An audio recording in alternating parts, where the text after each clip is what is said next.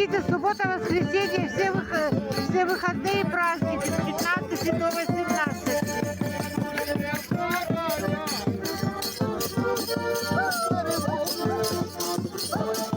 Да, бесплатно, конечно. Конечно, бесплатно. Валерий Андреевич, большое спасибо. Спрашивает, сколько стоит билет на ваш концерт? Бесплатно! Приходите, Да. вместе. Спасибо, спасибо. Сама доброта, говорят. Мне моего хоть бы прожить.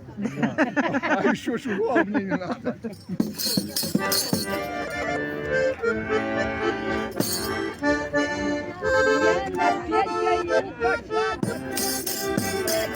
Танцуйте, конечно.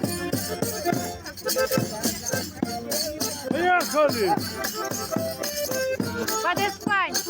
Танец под Испань. Валерий молодец, браво, браво. Галина какая-то вам, браво, браво от души.